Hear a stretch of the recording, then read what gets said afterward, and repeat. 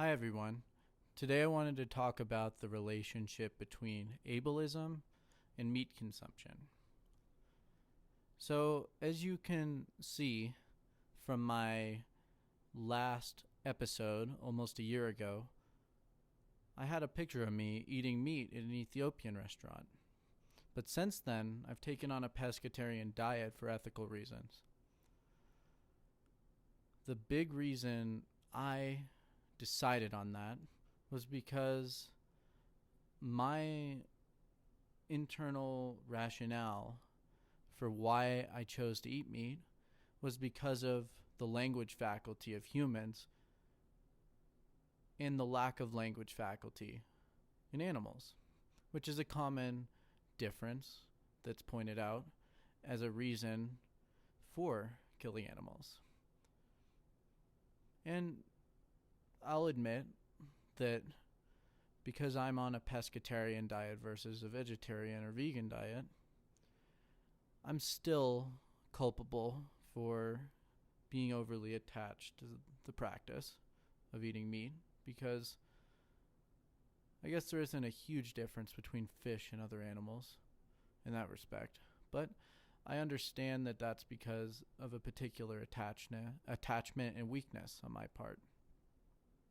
So firstly, a big reason that I think this rationale of language faculty comes up is because of our predisposition globally, but especially in Western culture, of nature as being something separate from ourselves, and the things that are artificial being the things we control. And to be honest, nature is inseparably us as well, because we arise out of nature. We're not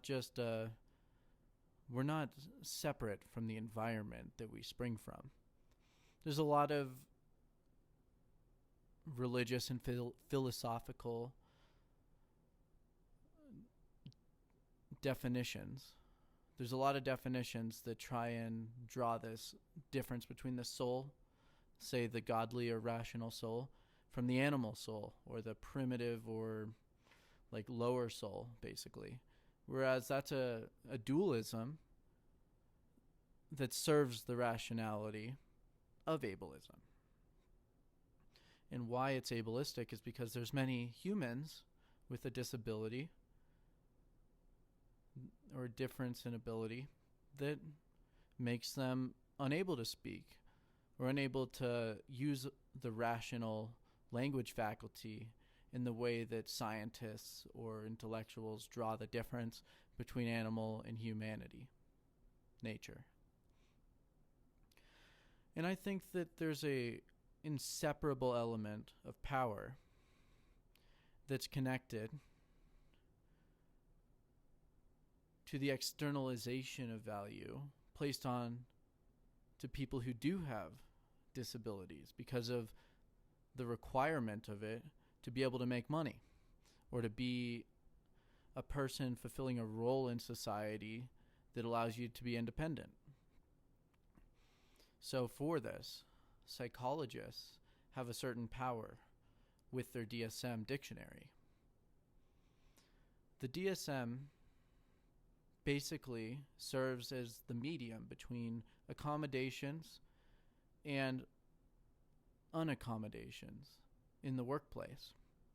So for adults or children to be able to have differences for what they need, also need to prove, according to the dictionary of DSM, the differences in their own mind.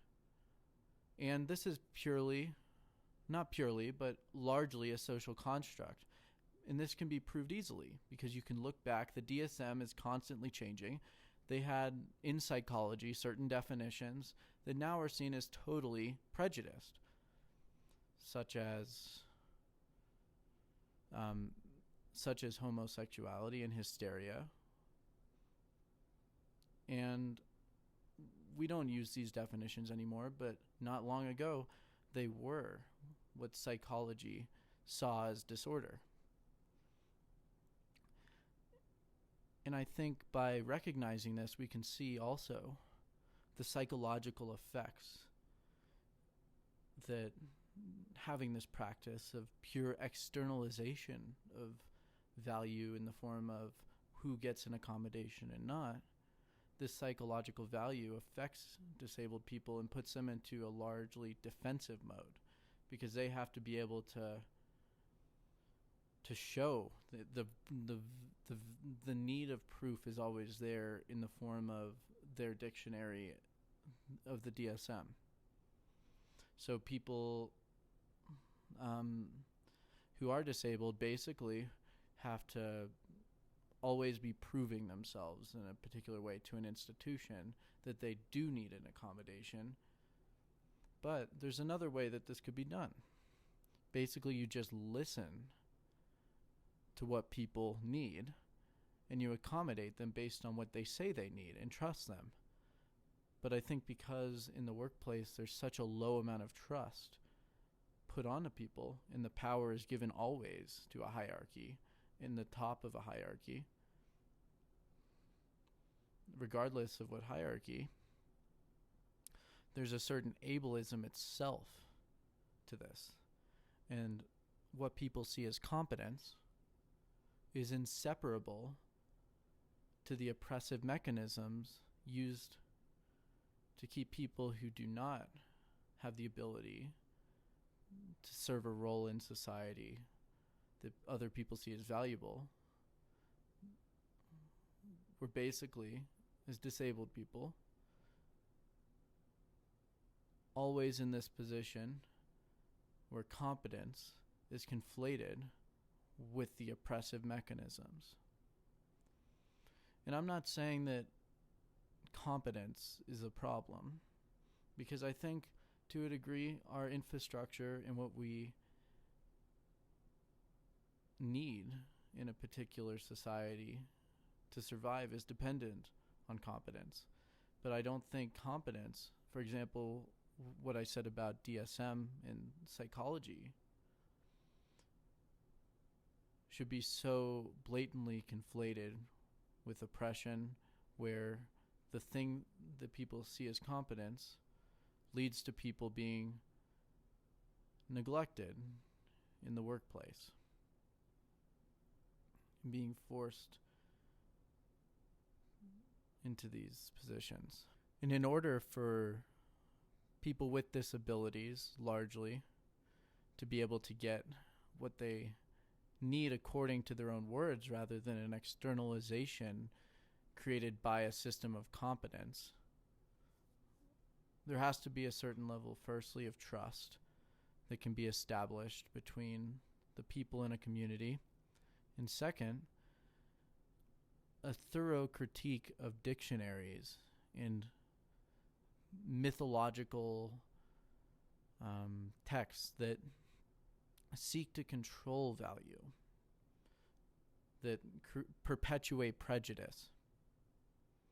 And we need to be able to take the good parts that liberate people from prejudice and leave the parts of these documents that lead to further perpetuation of ignorance of these prejudices. And I think most historical documents that are very popular have a degree of prejudice ingrained in them that's ultimately ableistic. I'll give you an example. Certain traditions might value visualization related to maybe psychic abilities. And there is a condition called aphantasia, which means that someone physically cannot visualize anything even when they try. So therefore, if you value that tradition that posits that people are wise and understanding of others because of visualization, if you value that too much, certain parts of it, you may be oppressing people with aphantasia, or a society that values extroversion, over introversion. People who are autistic or people who are introverted that are not autistic may be seen as less valuable.